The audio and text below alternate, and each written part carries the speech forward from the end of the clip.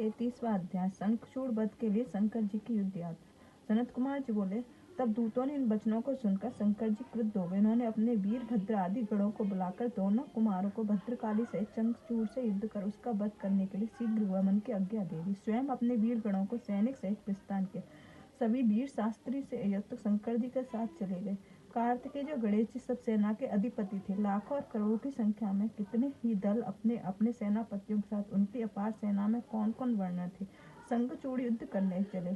सब सहस्त्र हाथों वाले जटा मकरधारी चंद्र रेखाधारी नीलकंठ त्रिलोचन थे। सभी रुद्राक्ष पहने भस्म धारण किए तथा हार कुंडल केयूर और मुक्ट आदि धारण किए थे। सभी ब्रह्मा और इंद्र के समान अणिमादि गुणों से संपन्न सूर्य के समान प्रकाशमान थे। युद्ध में विशारद थे।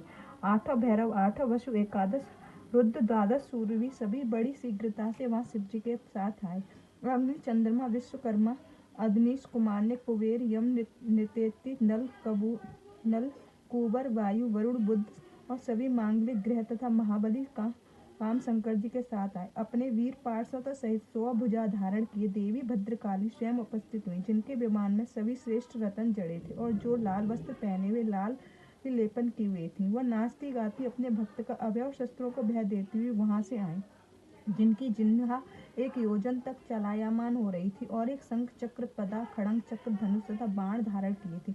उनके हाथ में 1 योजन गोल खप्पर था और वह आकाश स्पर्शी त्रिशूल तथा 1 योजन लंबी शक्ति धारण किए थे। इसके अतिरिक्त उनके भी अस्त्र थे और 3 करोड़ योनि में 3 करोड़ विकट डाकनियों उनके साथ थी। इस प्रकार की अपनी सब सेना के साथ शिवजी महाराज शंखचूड़ से युद्ध करने चलते चलते चंद्रभागा नदी के तट पर एक मनोहर वट वृक्ष के नीचे शिवजी को अपना आसन लगाया। इति शिव महापुराण पंचम युद्ध खंड का 33वां अध्याय समाप्त। जय गुरु जी, शुक्राना गुरु जी।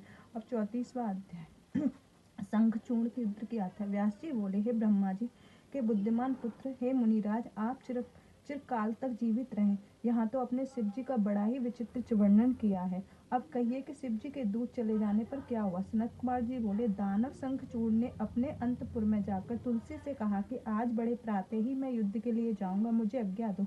रात में उसने पत्नी से बहुत बातें की। दोनों स्त्री पुरुष क्रीड़ा करते हुए सुख सागर में मस्त रहे। प्रातः उठकर यथोचित सब नित्य क्रिया और ब्राह्मणों को बहुत सा दान दिया। फिर दानव राज शंखचूड़ ने अपने पुत्र को राजभार सौंपा और उसे भारत तुलसी के अधीन के पश्चात रोती हुई प्रिया को बहुत समझाकर, जो युद्ध के लिए बार बार निषेध करती थी, उनके प्रकार से धैर्य दिया और सेनापति को बुलाकर सैन्य रचना की। क्षण मात्र के लिए उसका दुर्मुद वीर युद्ध के लिए तैयार हुआ। मौर्य, कालिक और काल के आदि सभी वीर उसके साथ चले। अनगिनत सूरवीर वे 46 पलटनें उनके साथ हुई। पश्चात सब मिलकर कुल 3 लाख अक्षौहिणी सेना युक्त मंडलिक छावनी से बाहर हुआ। गुरुजनों को आगे कर वह रत्न जटित श्रेष्ठ रथ पर सवार हो युद्ध करने चला। चलते चलते पुष्पभद्रा नदी के तट पर अक्षय वट के नीचे अपना डेरा लगाया।